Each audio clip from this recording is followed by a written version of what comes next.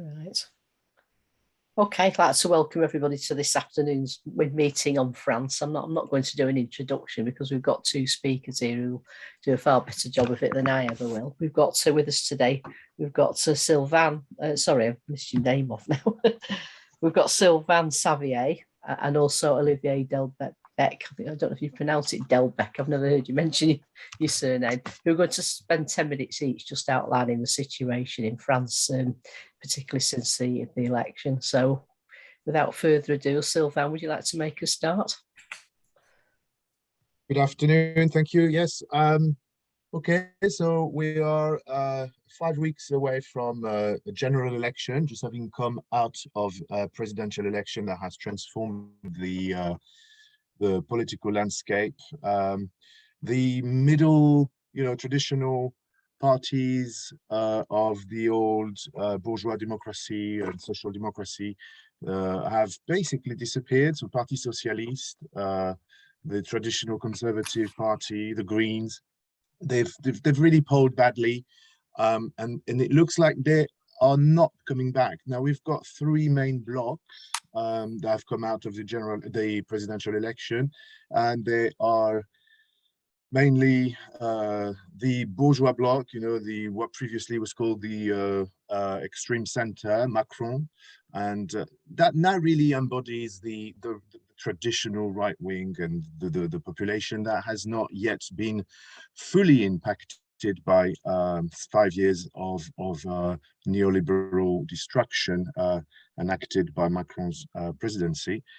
On the far right, you have Le Pen, who is still there, but is sort of plateauing. We can talk about it later. And on the other side, you've got Melenchon and 22% of the vote. So that's put him in a very strong position and to finally be heard. So there's a lot of demonizing that goes on, but it has changed in the media recently. There is Melenchon has really established himself in the landscape, and has been here consistently for the past 10 years at least, repeating the same thing, and it has made headways. What's the big thing from the presidential campaign that's come clear is the concept of the economy is now a prominent factor in people's deciding, who to vote for. So there is, it is a massive shift, and something to understand why the far right has not actually won the election in a way. The topic of Islamism or ethnic topic or racist topic, they don't cut through as much as the economy now cuts through, because there is, poverty is on the rise, really. The destruction of by Macron of the social state, from the health service to the pension age and then everything in between, impacts pretty much everybody in the French society. Now, that's the reason why we've seen three blocks appear and the middle ground social democrats parties disappear. Now we've got the upcoming election that will the general election, general election that will decide the formation of the National Assembly now, and thus the next government.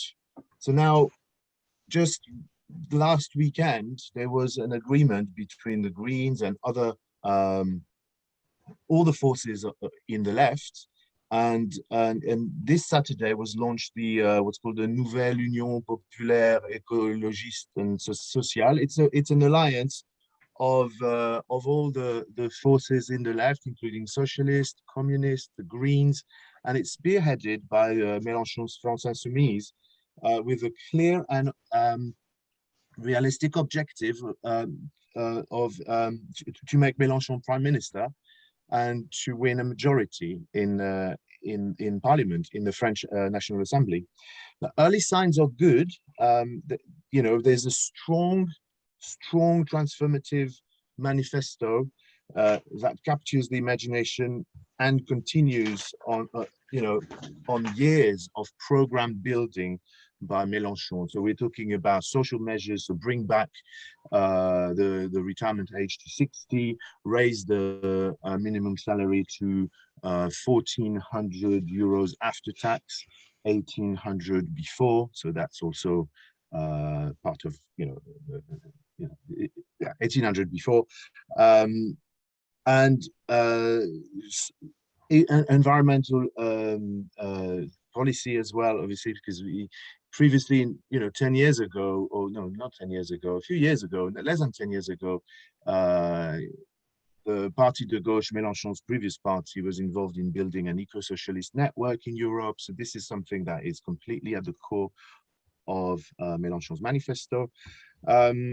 So yeah, the pollings are good. The new movement, which is called NUPES, N-U-P-E-S, this is the French acronym, are neck and neck with the other two groups. So the other two being, Macron's and Front National.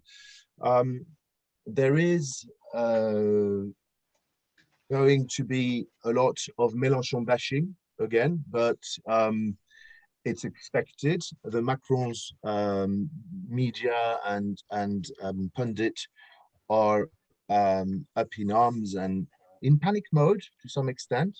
So, again, he's expected, and he's already being accused of being soft on Islamism, soft on, or anti-business. And those in the Parti Socialiste who are aligning with the new alliance are accused of selling the soul of the Parti Socialiste. So it's all very expected. But if the possibility of a new transformative left-wing government, if it comes to fruition, if it happens, then it will be an event for the whole of Europe, and we can anticipate a new battle with Brussels, because the program that will be enacted is totally at odd with the budgetary disciplinary discipline of the treaties, of the European treaties. So there will have to be some sort of education of the masses to make them understand, just like during the 2014 Syriza episode, that when you want to transform society, you have to stand firm, apply your manifesto, and then take the people with you against what is likely to be, another very, very difficult time when Europe decides that that's not going to happen. Remember, Juncker said there cannot be any democratic choices against the European treaties, and he meant it, and he actually did that to Varoufakis and Syriza in 2014. They just brought them to their knees, cutting all the finances for the banks. And the problem in France is that, not like Germany, there is not just one systemic bank, we have four, BNP, Société Générale, Crédit Agricole, BPCE. So these four banks are really the Achilles heels for France in terms of, the vulnerability to the European Central Bank threats. They could just basically close liquidity and say, we're not accepting your collaterals, and that would send the whole Mélenchon's programs, packing. So there is a lot of there's a lot at stake. There is going to be on the horizon a huge rise in the with the argument of Frexit, but it's got nothing to do with the arguments that we heard during the Brexit campaign. It has everything to do with implementing a progressive, transformative policy in a left-wing policy in France. I'm going to leave it at that for now, and over to you. Thank you. Right, thanks very much, Sylvan. Bang on time. Thank you very much. Right, I'm now going to invite Olivier to speak for about another 10 or 15 minutes. Do you want to go ahead, Olivier? Okay. So I would like to restate the context of the election, presidential election. So for 5 years, Macron pursued an ultra-liberal policy that sparked, for instance, the Yellow Vest movement in November 2018, and some big resistance to his attacks on pension with the general strike on December 5 in 2019. The Yellow Vest movement illustrated the social anger very material as a part of the population, unorganized and outside the scope of the existing organizations of the labor movement. During the pandemic in 2020 and 2021, Macron used society's justified fear of illness to paralyze social movement, but as soon as normal activity returned, strikes in many sectors focused on wage demands. In 2021, Macron used the vaccination obligation to launch an attack on labor law, and unfortunately the union leaders were not up to the task because they feared to pass for anti-vax. Lower wages, precarious employment, destruction of public services, attacks on freedoms, police violence, lack of action against climate change. At the end of his 5 years term, Macron concentrated on his person a very strong feeling of rejection, even hatred, especially among the poorest sections of the population. Macron passed for the president of the rich, as already in his time, Sarkozy passed for the president of the ultra-rich. Unfortunately, the world left justified keeping him until the end of his mandate by refusing to question his legitimacy, to challenge him seriously. The major political problem for us is at the left in France, so Socialist Party, Communist Party, Melenchon, etc. in France respects the institution of the Fifth Republic and therefore cannot effectively challenge the current president and his policies. Since the left does not effectively challenge Macron's policy, the far right, with its racism and social demagogy, is reaping social despair at the electoral level. The pillar parties of the Fifth Republic over the previous decade, so the Socialist Party and the Republicans, have been reduced to nothing. 1.75% for Anne Hidalgo, candidate of the Socialist Party, and 4.75% for Valérie Pécresse, for the Republican, formerly UMP and RPR, below the 5% mark, which authorized the refund by the state of electoral campaign expenses.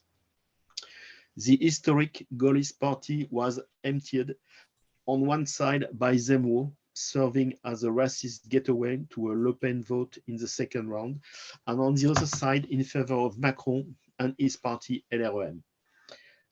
Sarkozy, for instance, Sarkozy never called for a Pécresse vote that was seen as an implicit vote for Macron. The challenge for Macron is to finally succeed in building a real president's party, essential for supporting the president, a pivotal part of the institutions of the Fifth Republic. What about the weight of the Le Pen vote? The vote for Le Pen is not necessarily a vote of adhesion to a person, for a movement and all ideas. Otherwise, since the time that the Le Pen family is running for election, we would have a real mass fascist party in France. As the left does not question the legitimacy of Macron and his policy in favor of the ultra-rich and the capitalists, as the left does not organize a social fight with effective and consequent mass mobilizations posing the question of power, it is the far right that takes it over this social anger. The fact is that social anger can be co-opted by the Le Pen, illustrates the state of decline of the organization of workers with unions, parties, or associations present everywhere in every borough, in every workplace. While paradox, in workplaces, the struggles for wages did not and do not stop, they even go up. By having loyally managed capitalism since 1981, and in particular under Hollande between 2012 and 2017, the left has lost all credit. Its ideology of adaptation to capitalism, even in its worst crisis, doesn't encourage adherence to a progressive ideology. The danger, in our opinion, would be that Le Pen will now be able to structure a real mass party with a real parliamentary group, tens of thousands of local elected officials, and a network of organizations present everywhere. There, yes, it will become very dangerous, and so far, past the milestone of electoral success, the Le Pen father and then daughter has never succeeded in that. Its function until now was to serve as a scarecrow to vote for the lesser evil. If you don't accept our neoliberal austerity, you will have Le Pen. For example, in Guadeloupe and the French West Indies, in the second round, she came in first, ahead of Macron, when she could never set foot on these islands because of her racism, which arouses violent and militant rejection. For the same, a few words about the Zemmour candidacy. Zemmour is just a racist puppet promoted by billionaire Vincent Bolloré on his television channels. Now that the elections are over, there is a little chance that he will still have a political destiny. It has only the function to weakening the Republicans for the benefit of Le Pen. How do we see the politics of Mélenchon? Mélenchon is an old, experienced politician who synthesized the legacies of Mitterrand, Marchais, and Pierre Lambert. He started in politics in 1969 by joining the OCI. And then he went to the Socialist Party in the middle of the 70s. For more than 25 years, from the 80s to 2009, when he launched the left party, Parti de Gauche, Mélenchon's political role in the Socialist Party was to build a sort of auto-limited left wing that never questioned the government policy with consequences and determination. During the elections, Mélenchon mentioned the Chirac-Jospin cohabitation from 1997 to 2002 as a positive model to follow. For refreshing memories, it must be said that Jospin records led to Le Pen Senior's electoral breakthrough in 2002. In 2012, Mélenchon was a presidential candidate for the left front, Front de Gauche, an alliance of several left-wing parties on a left-wing reformist platform, which was positive. During the Hollande mandate, he sabotages the left front, also held on his part for his own matters by the PCF leadership. Instead, he built a populist movement explicitly founded to counter the partisan and democratic form. Thus was born La France Insoumise, as a weapon of destruction of the left with a populo-Césarist Bonapartiste orientation. The great art of Mélenchon is to defend the Fifth Republic by pretending to offer a new Sixth Republic with a constituent assembly, which will be like Chavez's Constituent Assembly, controlled from the top, not from the bottom. In 2012, the electoral meetings of Melenchon were held with red flags and the Song of the International. In 2017 and 2022, the Melenchon meetings are held with tricolor flags, the French national flag, symbol of national union, then of class collaboration, and the song of the Marseillaise. That sums things up nicely. Melenchon now is dreaming of being a cohabitation prime minister with Macron. But in practice, it will be and will only be, he will be placed, if he succeeds to be the prime minister, he will be on the obligation to have a clash with Macron. The problem for us with Mélenchon is that he is not Tony Benn or Jeremy Corbyn. He is not a left-wing reformist linked to the labor movement. He wants to be a Bonaparte preserving France, his state apparatus and his greatness. LFI forms of organization is manipulative, anti-democratic and misleading. Its function is to eradicate all forms of democratic labor organization. What about what remains of the Yellow Vest movement?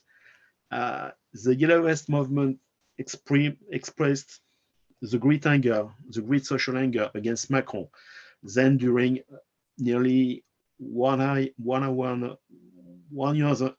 and a half, there was some kind of mass mobilizations with many clash with police and violence. But now it not remains a lot of organization, and there's some kind of souvenir. I don't find the word. So I think from the time I prepared this introduction, so it was just after the second term to today, it happens a very special things in France, special developments. Despite his formal victory, Macron is very weak because during the last 15 days or the last 3 weeks, he seems to be in the air. He's in crisis because he's not able to have a presidential party around him, structured and strong. So he's in a mess with the need to have negotiation with different part of different element. On one side, people coming from the right wingers with the Republican, on the other side, with people coming from the more neoliberal, social liberal parts of the Socialist Party, and he has no strong presidential party. And what is very funny is that in the last 15 days, that Melenchon appears to be a solution with his campaign based on the slogan, elected me prime minister. It works well, but now we have to see what will happen on the 12th and 19th of June in the general election. The agreement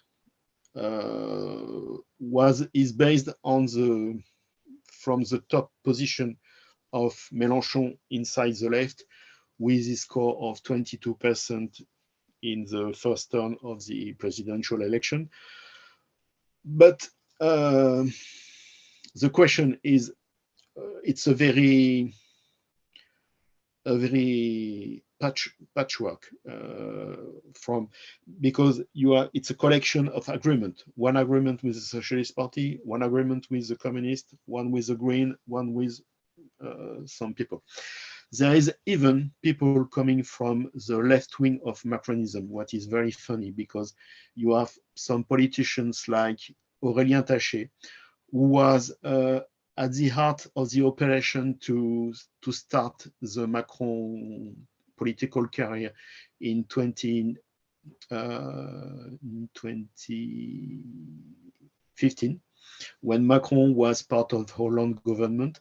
And one part of the Socialist Party set up in that years, so 2 years before the election of 2017, people launched from inside the Socialist Party the operation who succeed to have Macron president, and that people who was at the heart of this combination, who support very strongly the pension reform of Macron in 2019, separated from the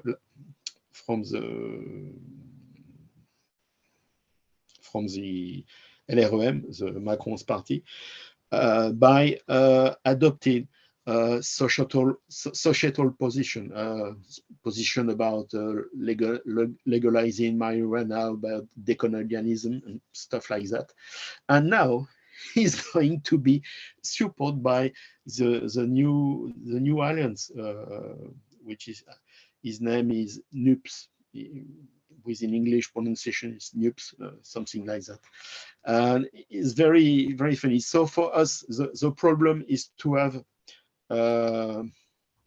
we had the possibility to beat Macron in the coming elections, but if we beat him, we should put the question to put him out and to clash with him.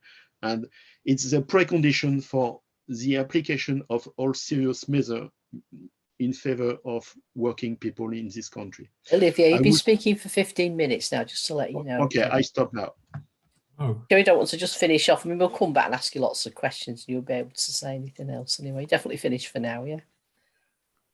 Yeah, okay. Thanks very much to both Sylvan and Olivier for leading off in this discussion. Can comrades now start to put their hands up if they want to come into the discussion, please?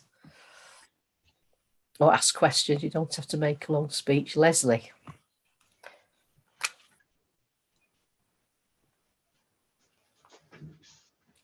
You're still muted, Leslie. If I switch the video off, it's because my connection's dodgy. Thanks for that, both. It's just a load of questions, really. I'd just like to hear a bit more about the details on the,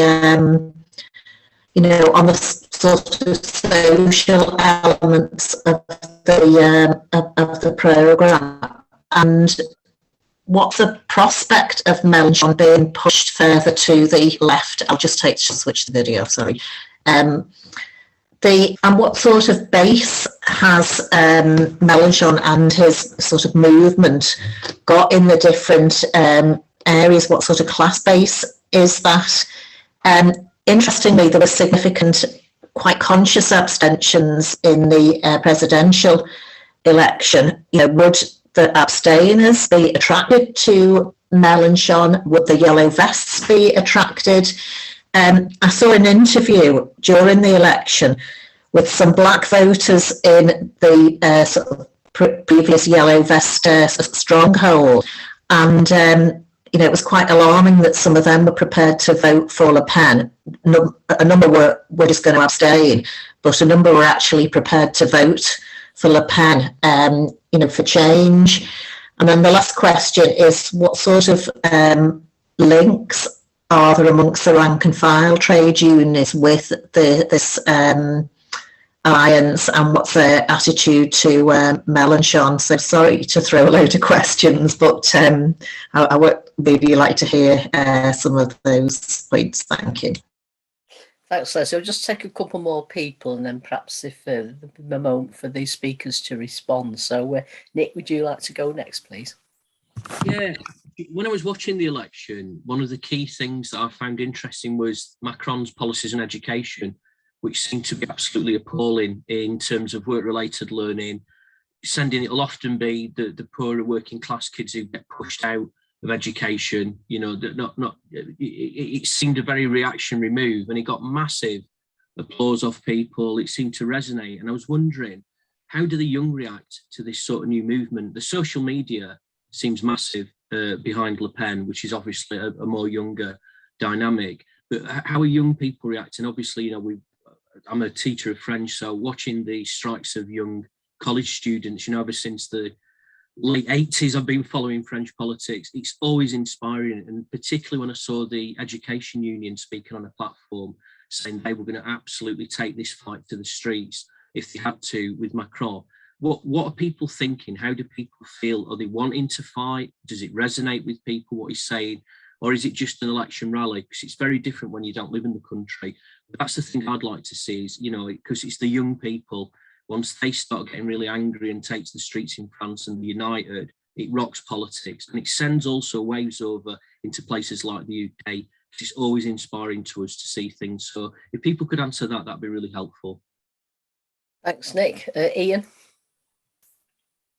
Yeah, a couple of the speakers, I think, have just a few more questions. The speakers have both touched on it in their own ways so far, but the thing about Melenchon possibly becoming prime minister and a left majority in the parliament, to what extent would that be like the previous cohabitations of centre-left and centre-right? And to what extent would it be something more radical, almost a dual power situation, albeit a constitutional one?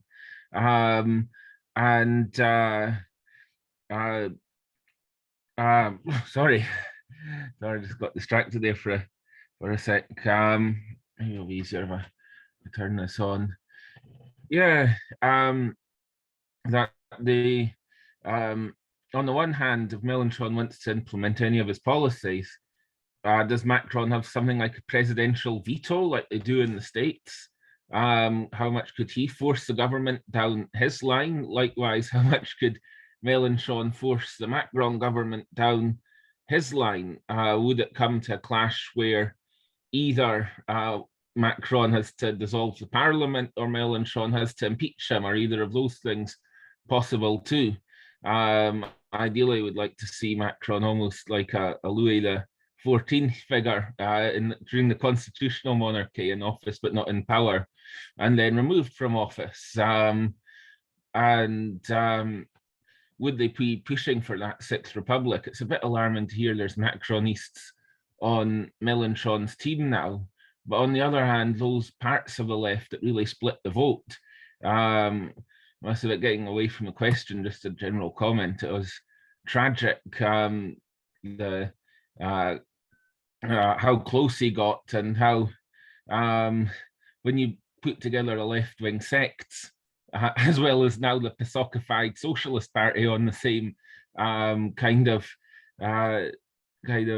numbers as a sect, that would have been more than enough for him to beat Le Pen when all of the discourse over here, and maybe it was different in France, maybe it wasn't, was always about Macron versus Le Pen, open versus closed, open to big business versus close to immigrants, effectively. And now at least we're in a better place with the left back on the agenda. But I suppose my last question is, how likely is it that there be a Melenchon majority in the parliament? Because I saw somebody saying, some headlines saying that the polls had Macron's party on course for another absolute majority, which I find extraordinary given how unpopular he is, how much it was just that he had the perfect opponent, that people didn't want to vote for an actual fascist, though 40% did, but he won that unpopularity contest, as it were, overall.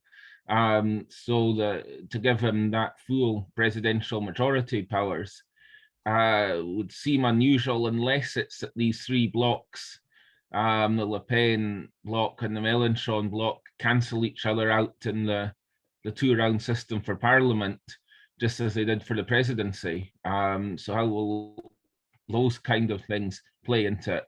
Maybe now that some of the splitters are coming on board with Melenchon, we're in for a better chance. But yeah, just questions about that. How much would it be a stable cohabitation? How much would it be a much more febrile situation where either Melenchon or Macron had to go because neither of them would do each other's bidding in terms of diametrically opposed policies? Okay, thanks, Ian. That's quite a lot of questions. Will the speakers like to answer some of those questions now? And we've got one more hand up. I could take the next person then, or do you want to answer what's been asked so far, Sylvan? Quite a lot already, isn't it? I'm just going to start with the last one about, or the penultimate one about the parliamentary, the constitutional crisis. There is, talking about the cohabitation here, or, the question was about, are we going to see a repeat of the cohabitations previously seen? And what are the implications? There would be a cohabitation if it was Melenchon. It would be termed a cohabitation because that's what it is. Now, cohabitation doesn't mean that the president has a veto over the prime ministers and the parliament. It is first and foremost a parliamentarian system. It is not a presidential system. It is presidential in practice now that they've aligned the elections of the French Assembly just on the back of the presidential election. The timetable has been changed in years past, so that both elections happen back to back. And that is obviously in an attempt to make sure the parliament reflects the color of the newly elected president. But this is a trick that mustn't hide the fact that France is a parliamentarian democracy. And the legislative power does not have to submit to the presidential will. So there is nothing that says that the MPs have to go with whatever the president says. The prime minister, when in power, if he's a cohabitation prime minister, has all free reins to lead a national politics. And in fact, it was Chirac who, in his 1995 cohabitation, had to basically revert to international policies and foreign policies because he could not do anything internally. So there is no question that the president has a veto. About the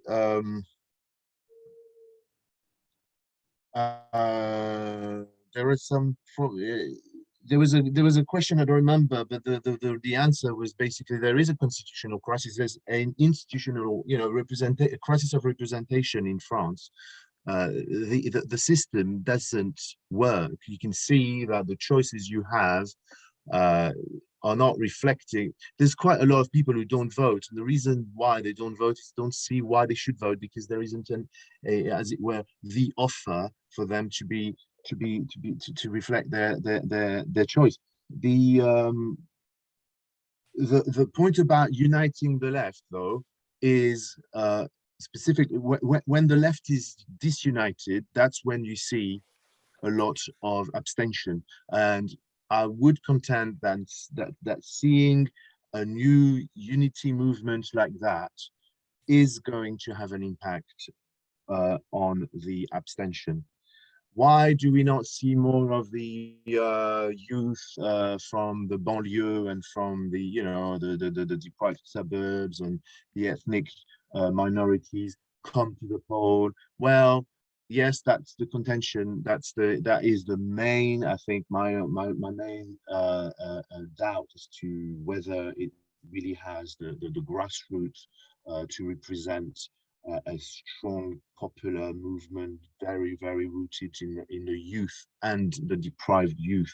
I haven't quite seen it yet, but then again, these movements, this left party, historically the left party, Melenchon's left party, is a little bourgeois, urban, university-centered movement, and it is, normal that it's going to find it very difficult to attract people from the opposite spectrum of society. But then again, that links to the question of the trade union links, and that's, historically the CGT and the Communist Party.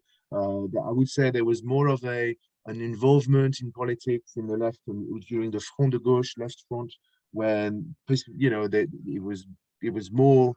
I would say it was very much linked then to the trade union movement. But then with the yellow vest movement, you've seen that move, that the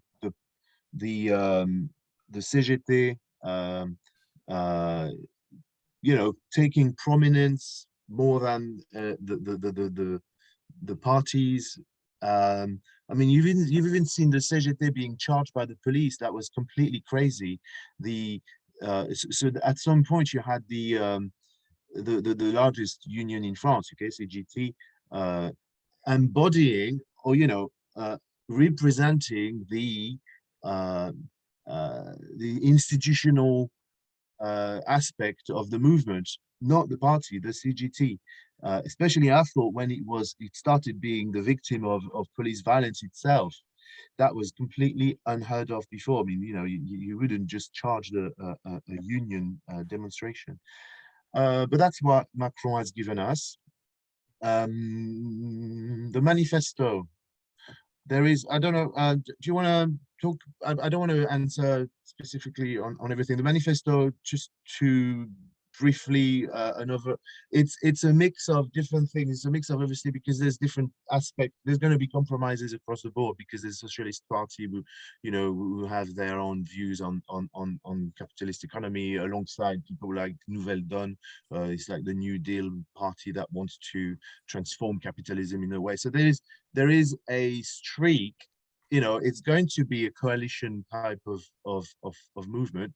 But then again, they've tried Front de Gauche, they've tried the red flags, didn't work. So why just not try something else and shift the agenda closer to some real transformative politics? So better to do something than to do nothing would be my response to some of the comments made earlier. The democratic transformation. So yeah, the Sixth Republic is on the agenda by referendum. There is clearly a need for transforming the political, system in France. The representation, it doesn't work. You've seen that presidents end up with undue power since the 1960, since de Gaulle created it for himself. On education, there would be a complete overhaul of the higher education system, whereby people are put through a very punitive, prescriptive selection process that limits people's choices. It's called Parcoursup. It's a complete waste of people's futures. They end up doing something that they don't want to do simply because they have been accepted somewhere and not anywhere else. They have to go across the country to go to somewhere for their choice number 5 or whatever. It is completely easy, and so there's a complete debate on the universities in France and how they have been bled dry of finances, and a system of education system that is totally unfit for purpose. So that's going to be overhauled as well. I think I'm going to stop here because I think I forgot the rest. Oh yeah, just to finish, that election, the general election, is probably going to be decided by 1 or 2% of people. It's going to be 3 blocks, and it is why I'm saying it's possible. Oh. Real minute fraction of votes, maybe 2%, something like that. Okay. Over to you. Thanks very much. We just lost you briefly then, but I don't think we missed a great deal. I'm going to move on to Ellie now because she's had her hand up for ages. Ellie. For ages. Thank you very much. First of all, I thank you to the speakers for their speech, and I would like to ask. We read that Macron, after he was elected, he made in one of the field scenarios somewhere, he made a speech and he said that this government will be a new government. It will be another government, and it's not a continuation of the previous one. If you like to comment on that, what does he mean? The second thing I want to ask is that, do you think that he will try to change the policy to towards European Union. I mean, and why I'm asking this, because I have in mind that he likes to have a stronger voice in Europe, not just to stand by the Germans, but perhaps have a stronger role of the Germans. And I think that's what I believe. The conditions allowed it. The situation in Ukraine and Russia allowed it to play a more active role. This is my other question. And the third thing I would like to ask, do you have any site that we can find Melenchon's program in English, the manifesto? Thank you very much. Thanks, Sally. I'm going to return to Olivier now. Olivier?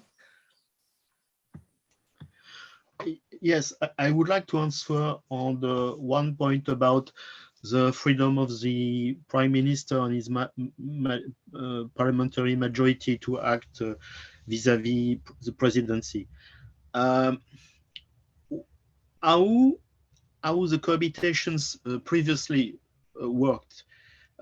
It was some kind of honeymoon between Jospin and Chirac, because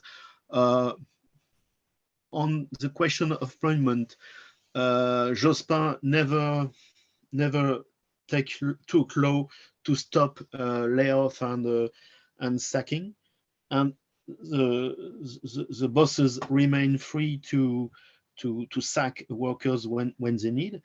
And on the other side, all the measures of the gauche pluriel in that time were not going very far. For instance, we had the 35 years, but it was not real 35 years hours. It was the globalization on the year of the volume of working hours. And for instance, I will take 3 examples of how a left government could act. The question of retirement at 60, because Macron, now the legal age to go on pension is 62. And Macron is battling for going to 65. And that's very crazy, because only 25% of people age over 60 are working in France. All the others are on the dole and or in retirement by one way or another. And if you, for people, it's very popular to return to the retirement age at 60. But I think that if we want to have this measure, we would have to do a general strike, because because Macron will block with his constitutional power any law of return of the retirement age to 60. He will block it. And so we will have a clash, the parliament, the parliamentary majority against Macron, and people in the street. We should have to have a social movement, a mobilization to win that measure. There's, for me, other workers, if I take my hat of ordinary workers and trade unionists, I am very attached to retirement age at 60. The suppression of the labor law passed by with the name of Rep Salmon, El Khomri, Macron. They introduced from 2016 to the beginning of the first Macron mandate. They made big attacks on working law, and we want them to be cancelled, to be destroyed, and absolutely. So I think if a left majority want to do this, it will be hard. We will have to make mobilization, because all the forces of the bourgeoisie will strike to keep them. And the third plan, very essential for workers and population in France, is the rebuilding of the public services. Any public services, schools, university, health, hospitals, many. For instance, the the justice in France is a very big scandal about the state of the affair in the justice ministry. With if you want to go to the tribunal, you have to wait for long months, long years to get some result from a legal action. It's incredible. So all this meaning, you will have clash, and Macron will stamp his veto on any positive measure. I think we cannot have progressive social measure without fighting in the parliament, fighting in the street. Thanks very much, Olivier. No other hands up at the moment. Ellie, did you get your question answers, or do you want me to remind the speakers? Okay, it's up to them. Yeah. Did you feel you've had your question answered, or do you want one of the speakers to come back, Ellie? No, it's okay. It's okay. You're okay. I can have it. Yes, That's fine. That's so. Thank you. Okay. Right. There's no other hands up at the moment. Anybody else? Roger. Yes, I didn't. I would have preferred to wait till a bit later. But a few points. First of all, I mean, I think events in France are crucially important for the whole of Europe, and they have been sort of for a very long time. Of course, first of all, remember the very volatile traditions in France, the revolutionary traditions, which come not just from the big revolution of 1789, but again and again and again throughout the 19th and the 20th centuries, revolutionary situations and uprisings and general instability, if you like, has been the feature of French capitalism all along. And I remember, even in my memory, which of course is a bit longer than some of the other comrades here, but I remember, but before Gaullism, the extreme instability of French politics, where there was governments falling every few weeks, constant turmoil, and with the crisis of the Algerian War posing sort of existential problems, if you like, to the French ruling class. That's when you got Gaullism. And I mean, I hope, I don't know if other comrades would agree, but I think we definitely have to see that the Gaullist constitution, which is still prevails today, is a Bonapartist constitution, maybe a mild form of it, but nevertheless, it was it's not a fully democratic regime, even in the sense that other sort of parliamentary democracies are. And I think also taking the more recent issues, what's very interesting now is to see the complete collapse of the traditional parties, complete collapse. If you like, the equivalent of the Labour Party and of the Tory Party, which was the Socialist Party and the Gaullist Party, or the whatever it calls itself now, they completely collapsed. They got between them, I think, less than 7% in the election. And that's a phenomenon in one way or another that we've seen in so many countries in the developed capitalist world. In Britain, we see it very clearly, even though, formally speaking, the name boards of the two parties are still there, the Labour Party and the Conservative Party, but the Tory party, in effect, has been taken over by the Faragists, and the previously dominant section of the Tory party, of the ruling class, of the capitalist class, were the old, first of all, the industrialists, and then at least the city financiers, the bankers, and sort of Faragism or Johnsonism or whatever you want to call it, is really reflects the interests more of the speculators, the hedge funds, hedge fund brigade, the almost a lumpen kind of semi criminal element of capitalism which has taken over. And for the Labour Party, I think, I mean, I don't want to start another discussion which will digress from the content, but I think it's we can almost see that what Starmer is trying to do. I mean, the Labour Party for a time when Corbyn prevailed, that only happened because they opened the floodgates to anybody who could come in and vote, and that's how Corbyn came to the leadership, and there was a huge surge of membership. But now, if you like, what's left now with the purge under Starmer is, I think Starmer is trying to occupy the role that the traditional Tory party used to occupy before, of the old establishment, the old British establishment, which was quite ruthlessly thrown out by Johnson in 2019.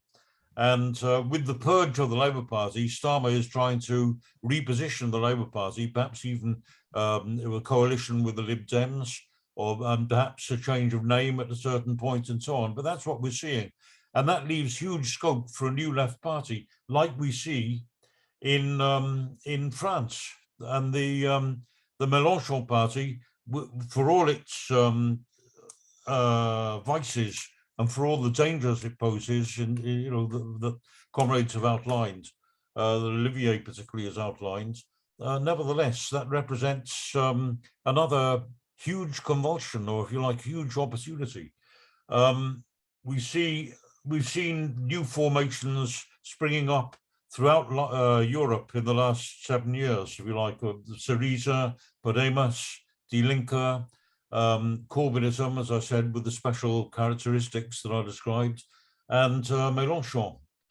I think the fact that the left parties have united now around Melenchon is a very positive sign, for all the fact of the dangers of Melenchon's program and the lack of democracy within his party and all the rest of it. We've got, I mean, we have the situation, I know that comrades may not agree with me on this, but I mean, I thought that when you looked at the first round of the presidential election, when you look at the figures, if the Communist Party, which got, I think, less than 2%, and the Anti-Capitalist Party, which got less than 1%, and Lutte, which got less than 1%, never mind the Socialist Party, which got ridiculously 1.5%, I think.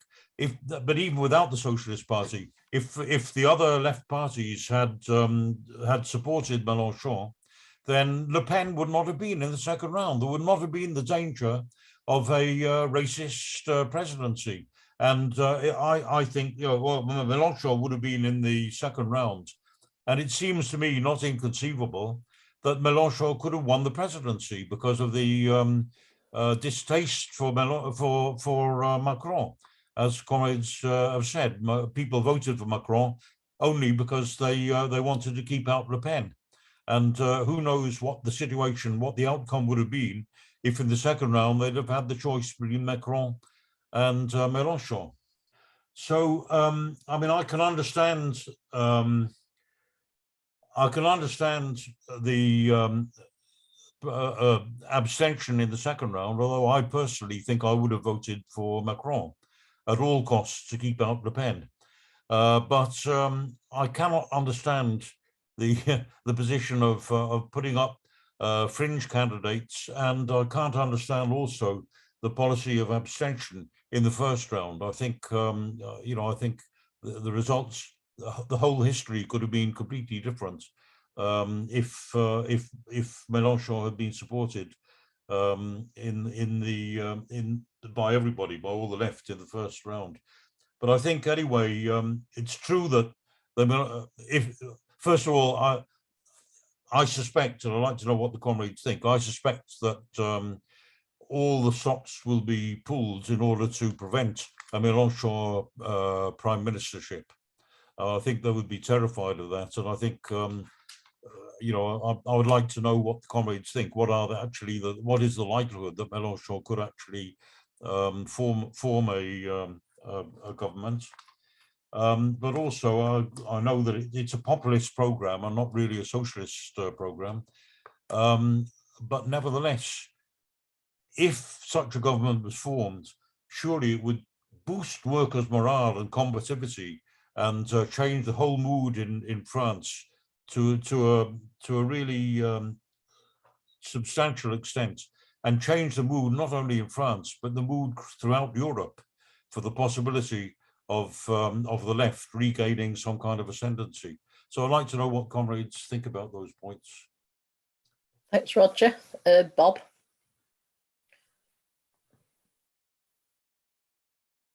You need to unmute yourself. Oh, you've done it now. Thanks very much. I was struck by Olivier's comment. I think I got it right, that during the yellow vests, the Gilets jaunes movement, that CGT, it's the Stalinist Trade Union Federation, or the old Communist Party's Trade Union Federation, but with traditions that go way back before that. In fact, it was more or less the CGT, who were syndicalist workers, that established the mass Communist Party in France, if my understanding's right. Now, what the comment was that this trade union emerged as the most political element in the yellow vests. I think that was what Olivier said, or at least the intervention of this union was what brought a political side, developed a political side of that agitation. Is that what you said, Olivier? No, it's due to the lack of wages, of fight for wages and against misery by the unions, that the yellow vest explode. Sorry. Because people were in anger, and some sectors of the CGT are more combative, more involved in struggles, and some part of the apparatus is very, very reformist, and they do nothing. So, and one of the main objective element is that the setback of the numbers of union members, union local and branch, and there's many social desert in France. So you can scratch a match and set the fire, and that's what happened with the yellow vest. Thanks. To carry on, first of all, has France suffered the same problems of deindustrialization and the loss of manufacturing industries and industries with mass workforces, blue jacket, blue collar workforces? That's the case in France, isn't it, Olivier? Same as in England. Excuse me, I didn't size all what you said. As in England, as in Germany, the working class has suffered from deindustrialization, délocalisation de l'industrie, and in many places there is no longer the mass blue collar workforce in France that there was previously. Yes, the trade union has not the same face as in 40 years ago, with industrial workers at the forefront. You have more people from the public services, from the service sectors, but the main question is not blue collar or not blue collar. The main question is the kind of politics of the union leaderships who want to organize and to fight. Okay, thanks, Olivia. I think I'd like to move on a bit now because Lauren, you've got your hand up. Would you like to come in next, please?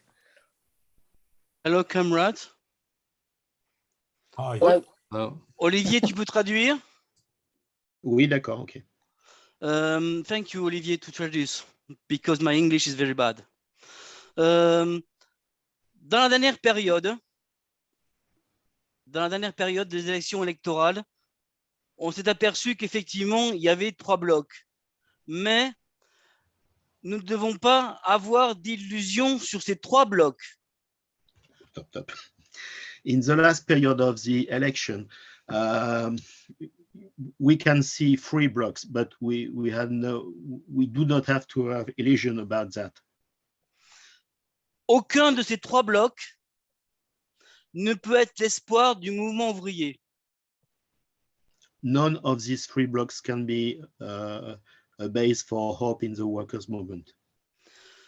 Le Rassemblement national est un bloc nationaliste et chauvin, dangereux et raciste pour les bourgeois, en lien avec les bourgeois. The National Front, no, is a National Rassemblement National bloc is a chauvinist, racist, reactionary bloc for the bourgeoisie. Le bloc de Macron, c'est au service des plus riches et aussi de la bourgeoisie du grand capital. Macron's bloc is the bloc for the richest and for the big capital policy. Et le bloc de Mélenchon, avec son unité, n'est ni socialiste, ni communiste, mais bonapartiste. And the third bloc with Melenchon is neither socialist nor communist, but bonapartiste. Il a abandonné le drapeau rouge et l'international. He abandoned. He leaves the red flag for the tricolor flag. Et il est souvent sur des positions très chauvines et change souvent de position. He's often on chauvinistic position and is often changing of position. Son organisation n'est pas un parti politique, mais un mouvement très difficile à comprendre. His political organization is not a party. It is some kind of new form of organization, difficult to size and to understand. Tout vient du haut, rien du bas, rien à la base. All is coming from the top, nothing is coming from the bottom. Et il a imposé son unité avec les communistes, les socialistes et les écologistes, mais ce n'est qu'un cartel électoral. He succeeded to impose unity on socialists, communists, and Greens, and so on, but it's only an electoral cartel.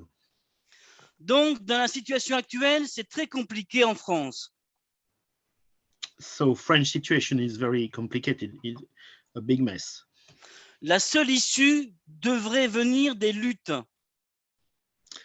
The only outcome would be based on social struggle. Pour imposer comme en juin 36, un programme à Mélenchon bien plus à gauche. And we should have struggles like the June 36 with the general strike, when we succeed to impose some concession and to impose more social politics to Melenchon.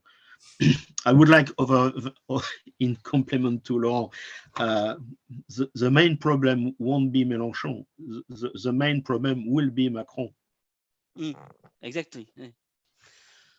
Mélenchon veut mener une politique de front populaire. Melenchon is going to have a popular front politics.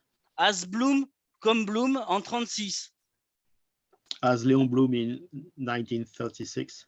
Mais comme disait Léon Blum, but as Léon Blum was saying, le Front populaire, c'est une soupape de sécurité pour la bourgeoisie. Compliqué à traduire ça. C'est lui qui a dit ça? Oui, oui, oui. Is there anybody who can help me, because soupape. I don't know if Léon Blum actually said that, but Laurent said, he himself said that the Popular Front was a safety belt for the ruling class. Et donc, nous sommes pour le front unique, pas pour le front populaire. So we are for united front, not for popular front. À la base et dans les luttes, At the bottom, at the rank and file, in the struggle, avec les organisations traditionnelles du mouvement ouvrier comme les syndicats, with traditional organization of the working class as the trade unions. Et un petit point, le PS n'a pas disparu, il a encore ses élus, il a encore une grande force en France. And one precision, the Socialist Party, despite its setback in the first turn of the presidential election, has still not disappeared. He has still some electoral force with all his local elected officials and mayors, councillors and stuff like that. C'est pareil pour le Parti gaulliste. It's the same thing for the Gaullist Party. Et on verra qu'aux élections législatives, il risque de faire des scores honorables. And all these people are able to have honorable scores at this coming election. Pour conclure, To end, si Mélenchon devient Premier ministre, if Melenchon is going to be prime minister, la rue doit le pousser à aller le plus loin possible. The movement in the street must push him to go further and further on the left, En rupture avec le capitalisme. in the way for the rupture, to break with capitalism. Si c'est Mélenchon qui gagne, si c'est Macron qui gagne, ce qui est possible, hein, If Macron is going to win the parliamentary election, la lutte de classe sera exacerbée en France. class struggle will be exacerbated by the social conditions. Et on pourrait dire que peut-être nous entrerions dans une période pré-révolutionnaire. And we could say that we will be going to enter in a pre-revolutionary period. Surtout avec les retraites, l'inflation, les salaires et toutes les revendications ouvrières non satisfaites. Merci. And first of all, with the problems around the pension and the retirement age, and the question of wages vis-à-vis in the context of inflation with going strong. Merci. Thanks. Merci, Laurent. I see no other hands up, but I noticed there's been quite a lot of comments in the chat. Does anybody that's spoken already want to speak again in relation to what the points they're putting forward in the chat? Now's your chance. Rare old amount of chat. Right, Nick. Yeah, I don't really think my question's answered. The attacks on education, to me, I mean, when I was young, I was taken to a local pit training centre and you were offered the opportunity. If you had a relative, you could go there. And I was really insulted because I wanted to go to university. And the fact they actually think that they can put, we know which class of children they're going to be selecting to do this sort of lower grade imposition on them and reducing their education. People would be absolutely livid. I'd be livid. And I'm wondering, how are people reacting in France? Because Macron, it comes over so arrogant, so anti-worker. His whole being just winds me up, and I'm not even French. And that's the thing. It must be make people really angry. But I don't really see campaigns coming together in terms of, I would expect school students beginning, the education unions beginning. I'm not picking up on that, and it's difficult when you're not in the country. What is the mood of people looking to organise? Because the Melenchon campaign's a great rallying point, but it also needs not just to be around this election, because these battles are going to be massive over the restructuring of education, over pensions. I'm just wondering, what is the mood? Because in Britain, I'll be honest, we're not there yet. You know, we've got turnouts of 26%. We're not seeing these mass mobilisations in Britain, and it's frustrating for us. But that's the honest answer. And I'm wondering, what are people feeling in France? You know, are they determined? Has Melenchon encouraged people and make them feel it's worth having a go? Or is it just another electoral thing at the moment? That's what I'm trying to gauge, is how are people reacting? How are they organising? Thanks, Nick. Is there anybody else that wants to jump in quick before we have a response to Nick's question? No, nobody that's been chatting away in the chat. No? Okay. Olivier, I think you've got your hand up to respond. Yes, about the question of education in France.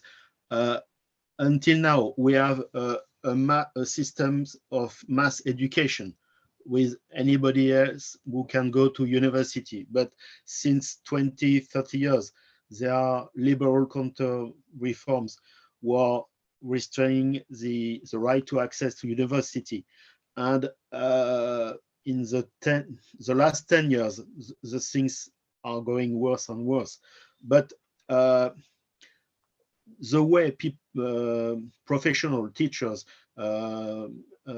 lecture in university are treated by the government is so hard, so difficult, that people would like to have a thing, to have the return to the state of education like what it was 40 years ago, or 40, at the time of the first Mitterrand mandate in the 80s. And it will be revolutionary if we can get that. Okay.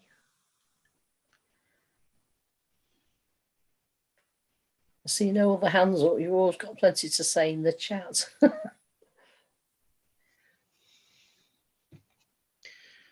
Yes, Olivier. Yes, for me, when I take comparison of the situation with Mitterrand in 1981 and the situation today, in comparison, the program of the Union de la Gauche and Mitterrand in 81 was very revolutionary, and and if that program was applied today, it will be like the beginning of the proletarian dictatorship. But it's not what we have. So I think one thing I want to contest is the question of the free blocks. In fact, in the elections, you have 4 blocks. You have the blocks of the reactionary, the racist, and the fascist, with Le Pen and Zemmour. But in Le Pen, if Le Pen was able to organize this bloc, we would have a real fascist party, mass fascist party. We will be like in Germany before 1933, but it's not the case.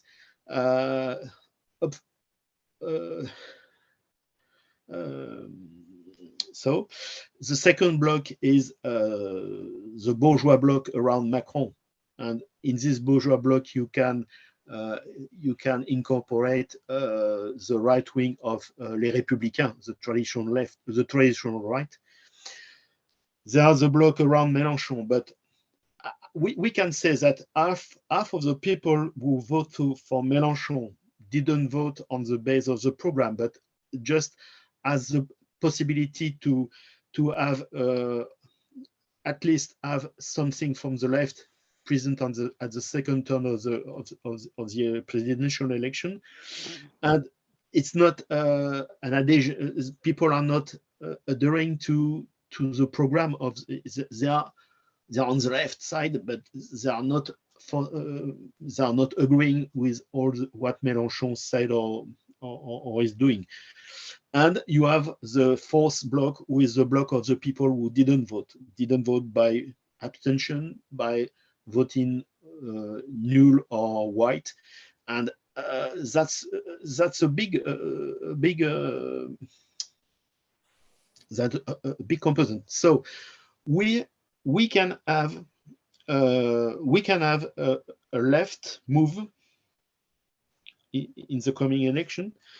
But I may be a militant and an observer and a specialist, but I can't see how will be the campaign of the left of the new alliance. So it's very open. We are going to see very new things. Olivier, Ed.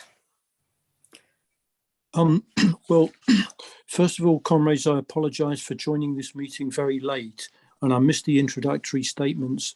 So I may be sort of saying things that have already been dealt with. But I've been listening to what comrades have said for the latter part of the meeting.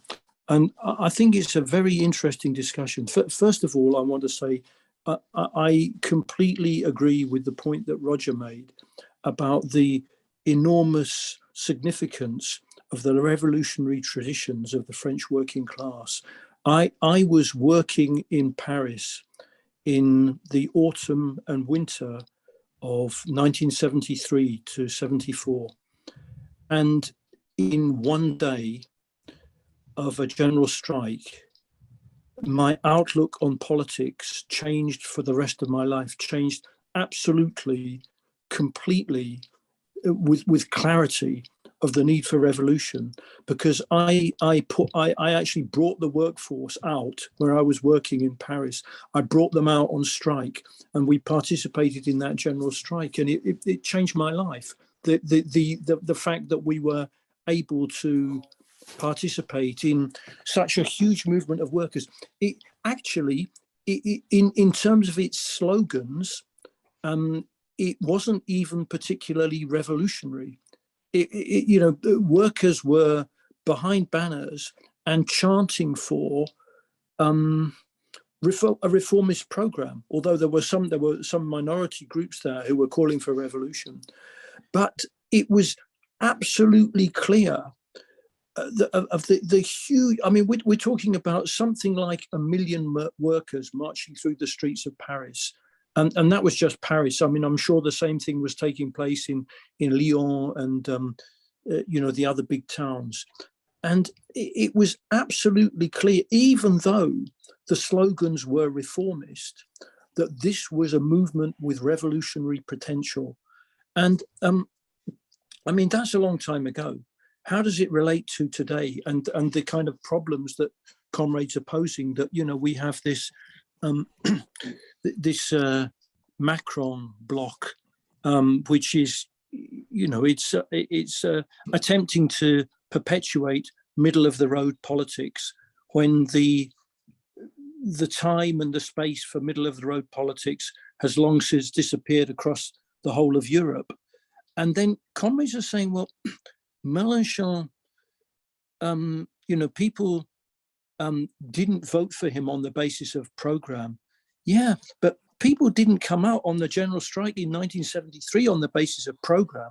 They came out because they were frustrated and wanted some change, and wanted to demonstrate that they stood for change and were prepared to go on the streets for change. It's not, the question is not whether we've got the perfect organization on the left that we can see now being capable of carrying through a revolution. The question is whether we have the beginning of an organization through which workers' aspirations can be raised and channeled into debate and discussion and the formation of more sophisticated policy and program, through which a revolutionary movement can evolve, and possibly, with the traditions of French politics, evolve very, very rapidly. That's, I think, the question. And I mean, it's all very well saying that at the base in society and amongst the trade unions, there are trade union militants who want to push for these kinds of things. The question is, what's the next step that helps these advanced workers become more organized, more confident, and more able to push their program within society? And I mean, I think if we have... Ed, can I just stop you? I'm sorry to be rude and interrupt. Sylvan has to go in a few minutes. Yeah. I just wonder if I could just... I can come back in a minute if I could just give him the opportunity to just have a few last words. Sorry, I'm sorry to stop you, but he said about 3 minutes ago he was going. Sylvan, do you want to make some final comments before you leave? Take it you're still here. I'm sorry, I didn't mean to interrupt anyone. No, no, it's fine. We want to give you the opportunity. Okay, sorry. Well, yeah, I've got to collect my kids. I think I think the one thing that hasn't been addressed so much today is the fact that should Melenchon and the new union gain majority and be prime minister, what do they do when the EU starts saying, you know, rattling the saber of austerity programs and budgetary discipline?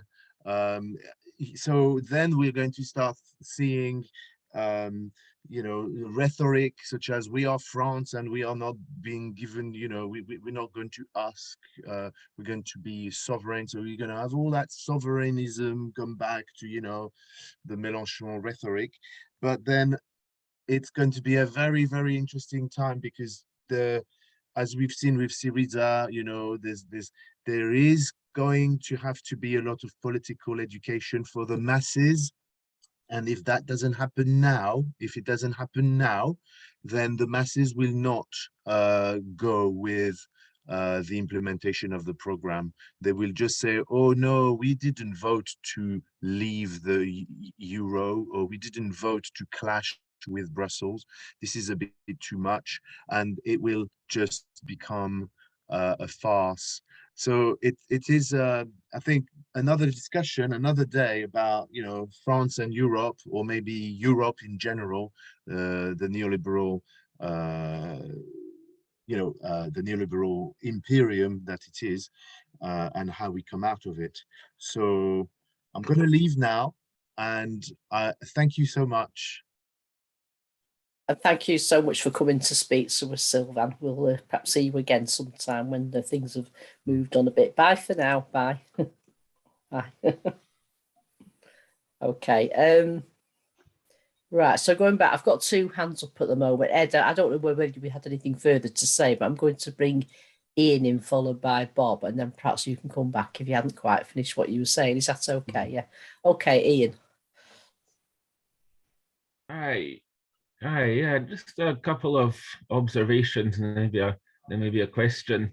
I think that kind of my hot take, I meant to put it on Facebook but didn't, is that this rejection of Le Pen is less about Putin, as it's sometimes put in the West, and more about Pétain and Vichy.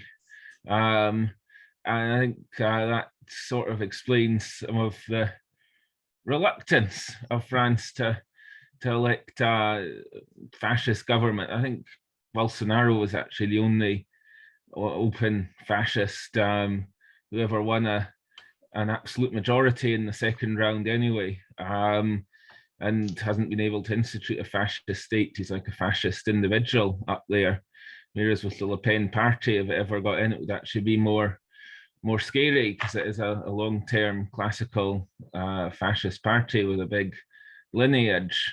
So what I'm wondering is how much that Vichy legacy, that toxicity, can hold up. The Macronists are taking some pretty horrible hot takes. Oh, well, he got more than de Gaulle. Maybe he's more popular than quote unquote France's greatest hero.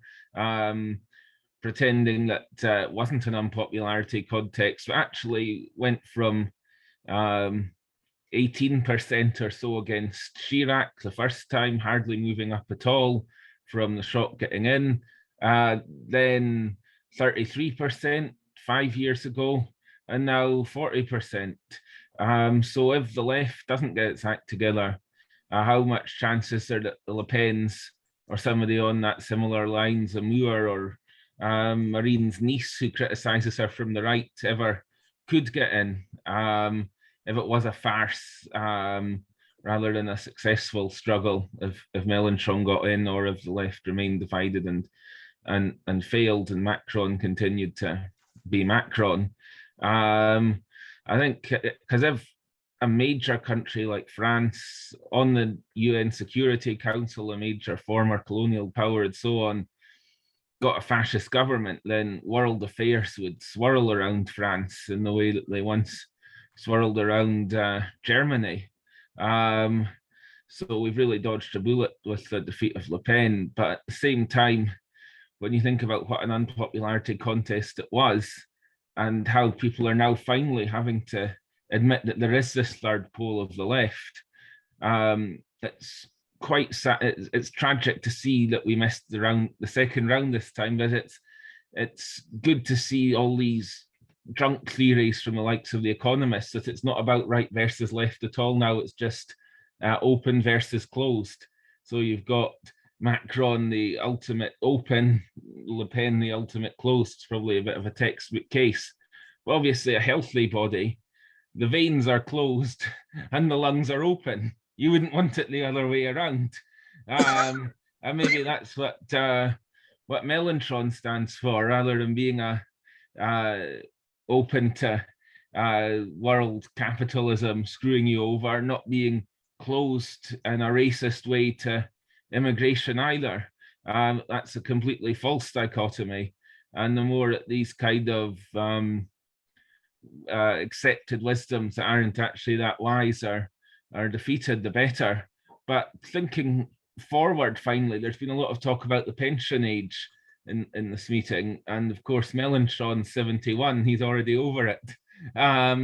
So is he planning to stand again for president? Will there even be an election in 5 years' time, or, as I say, could things come to a head sooner between, if it was a Melenchon government and Macron, or Macron and the street, come what may, at the polls? And is there any successor planned for Melenchon? I know that's often the worry with a very charismatic leader. I know there are other good people in his party. Daniel Lebono often does meetings in Britain for them. So is there a successor? Is he possibly going to go for it again? Or are they planning to really go for the Sixth Republic and abolish the imperial presidency before the 5 years are up? I think when de Gaulle brought it in, he brought it in mid the term of the guy who was there before him, and he just said, au revoir, Monsieur Cotte, I think it was. So can we say mid-term, au revoir, Monsieur Macron? I'll leave it there on a positive thought. Okay, thanks, Ian. Bob, do you want to come back in? Thanks, yeah, very quickly. The problems we're facing here are, for those of us that, I think most of us come out of the Trotskyist movement or started our political lives in it. It's this question, we're in a crisis, we're in a crisis of imperialism throughout the world. That's very clear. But the working class is also in its enormous political crisis. It doesn't have a leadership it doesn't have the leadership it deserves. What we I think have to what we have to concern ourselves about is how is that leadership going to be built? And most of us have been breaking our teeth on that question for a number of decades. But anyway, let me just restate. What policies, what would be the right policies in a program to unite and energize the working class? And first point. Secondly, what forms of organization, what practices are there, or can we put forward or suggest or learn, around which the working class can reform itself and rally itself and get involved in political life as an active force? And it seems to me that's connected with the main concern that comrades have had about the Melenchon movement, that I had to burst out laughing when my good friend Sylvan, and he's a good friend and colleague in the NEU with whom I work, but when he said, oh, we tried it with the red flag, but it didn't work, so we dropped it. You just go, what the hell? But so what could you put in front of comrades in terms of program and in terms of practices and activities which could start to solve this crisis? Thank you, Bob. Ed, I'm conscious I interrupted you in midstream. Do you want to come back and finish off any points you were making before I bring Olivier back in? Well, thank you. I mean, I had more or less finished. Okay, I wasn't sure. But I mean, just to respond to the very good points that the very good questions that Bob sort of posed, and in part it does give me the opportunity to say what I was going to sum up with when you kind of interrupted me. I mean, no, that's okay. I fully understand, and it's good that other comrades got a chance to speak.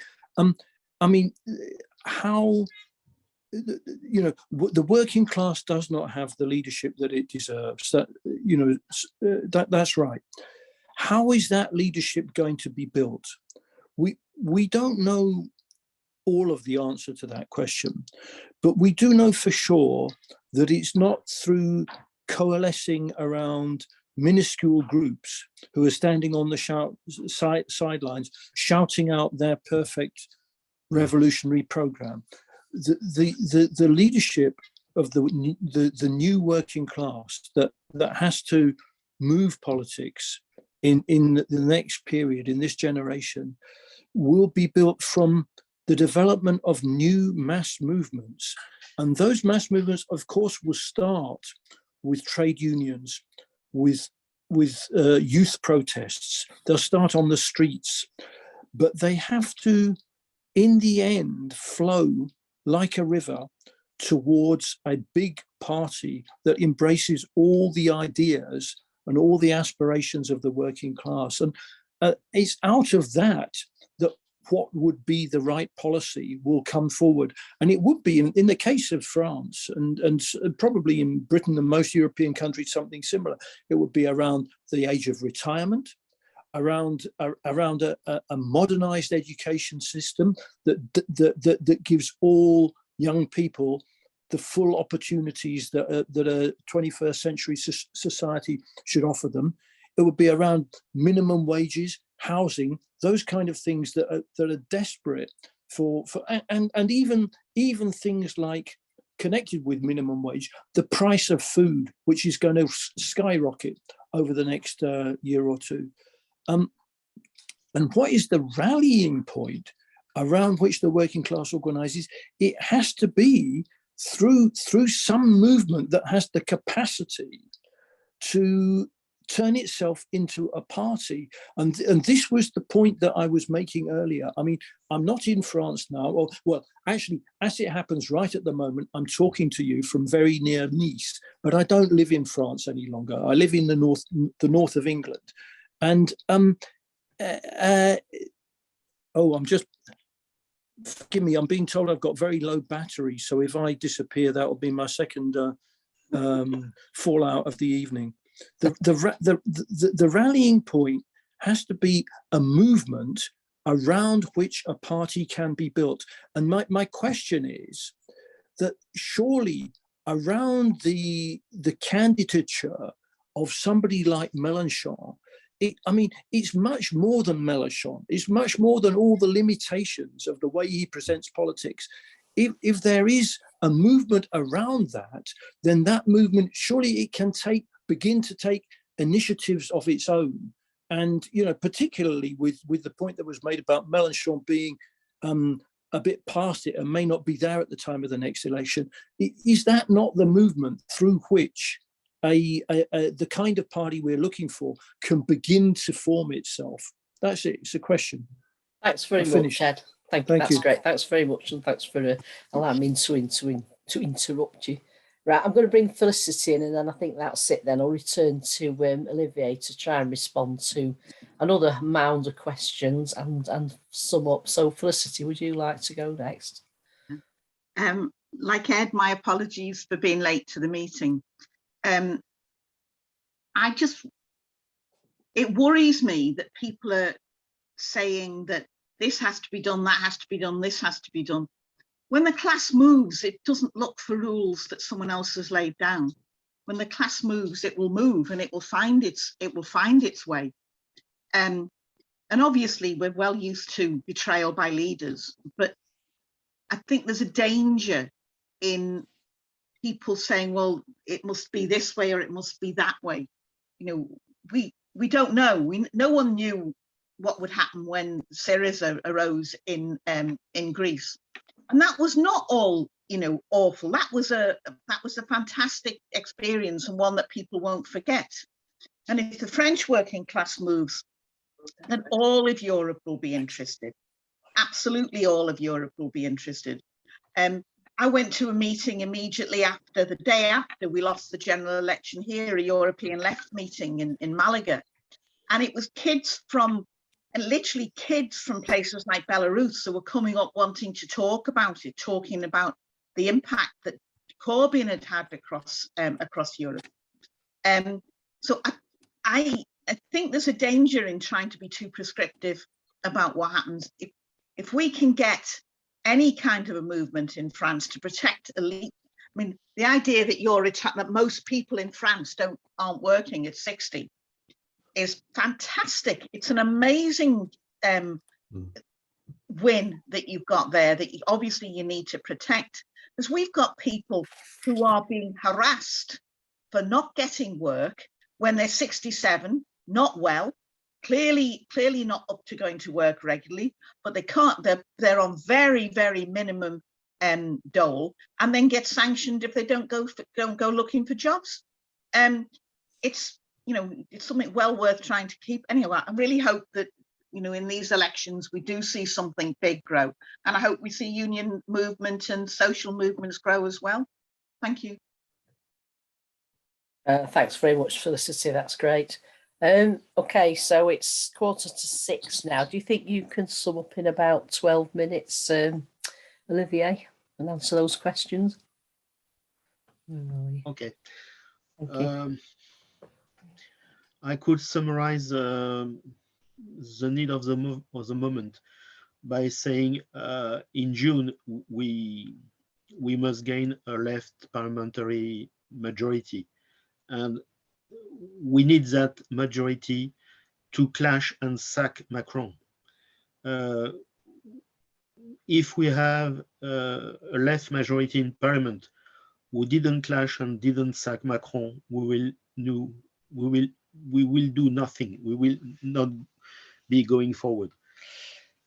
The program, the basic program is wages, retirement, building back public services, green transformation, breaking all the anti-labor law, and all the question of democratic measure about police, violence, justice, immigration rights, and all that stuff.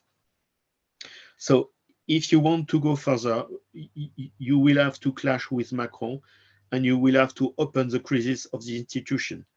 And that, for us, is putting on the table the question of the need for a constituent assembly. And when we talk about constituent assembly, we want a real one, not a one like Chavez. We want really elected from the bottom with debate and uniting. What is the main, if I can summarize our position, if fighting to realize debate and unity in the workers' movement. All the orientation of Melenchon is against debating, is against uniting. It's imposing things from the top, and it's a kind of politics who leads to the disorganization. For instance, Sylvan, who leads the meeting, is a member of the Left Party. The Left Party was launched in 2009 when Melenchon left the Socialist Party. That party could have had a bigger existence, a bigger number of, but Melenchon restrict his party, and instead of this party, he set up the France Insoumise with, how we said in English, gazeux, an état gazeux. Yes, so the France Insoumise is not a party, is a collection of local groups, but only one group has the right to decide everything, is the people at the summit, or the garde rapprochée, the people around Melenchon who decide all. And even the Socialist and the Communist Party are, with the bureaucracy, are many more times democratic than the France Insoumise. And the question is to the kind of militant. You have two kinds of militants inside the France Insoumise. You have the old left militant, who are ordinary comrades who talk normally, and you have some kind of groupies, like groupies with rockstar, and who are crazy people, who are just in adoration, a new god with Melenchon, and they are working. It's impossible to talk with them. It's impossible to have debate. It's impossible to organize. And so one of our first tasks is debate, unite, mobilize. And if we don't have that, we could not organize the fight back. I'm ready to answer more questions. Well, are there any quick questions, because we're kind of getting close to time now? Any quickies, anybody? No? Is there anything else you wanted to say briefly, Olivier, or have you kind of pretty much come to the end of it now? Yeah. Okay, that seems to be the end of the discussion then, if nobody's asking any more questions, and Olivier's definitely finished, yeah? Okay. Okay. Yeah? Okay, well, thanks for Olivier for leading off, and in his absence, Sylvan, yeah, sorry. I mean, I think that's been an extremely thorough discussion. Really, really good. And we look forward to having, another meeting in a few months' time when things have moved on a bit. So just like, well, oh, right. Are you going to be quickie? Yeah, it's not really for Olivier. It's more a question for the organisers. I'm just wondering that before the war in Ukraine started, there was a plan to have a meeting on India and the struggles there, which has never really come back. So I was just wondering if that's still in the pipeline. Because I think that was the week the war started, and obviously we had an emergency meeting on that instead. All right, thanks, Ian. I'm going to move to Roger now, who's going to talk about the next meeting, and we may have something to say on that. So, Roger. Yeah. Yes, yeah, thank you for reminding us, Ian. And yeah, definitely we have that on our agenda. But the meeting next week will be actually from the comrades in Pakistan, where there's been the political crisis with the end of the Imran Khan regime, and the comrades will speak. There's also been, of course, big struggles there of a political nature. But thank you for reminding me, as I say, Ian. We've got on our list of future meetings definitely a discussion on the struggles in India, which have got really very, very little attention, despite the fact that they're actually the biggest movements of the working class in history in terms of their size, and also there is a completely hidden tradition of workers' struggle, which is obscured from all sides, and which I think would be very, very justified that we have a discussion on the whole history of the Indian working class movement too. So thanks, comrades. See you next week. Okay, thanks very much, Roger. Okay, I think that concludes the meeting. Just to remind us, WIN just has its own website, We also have a Facebook page and a Facebook group, and these meetings are always recorded and put online shortly after the meeting. So if you want to watch it again, or you've missed anything, or you've missed another meeting, that's a place to look, really. So please go on YouTube and please like our videos of our meetings. Okay, so I think that's the end of the meeting now. Thanks for a great discussion. Thanks for everybody for attending, and I declare the meeting closed. See you next time. Thanks, comrades. Bye-bye. Au revoir, camarades.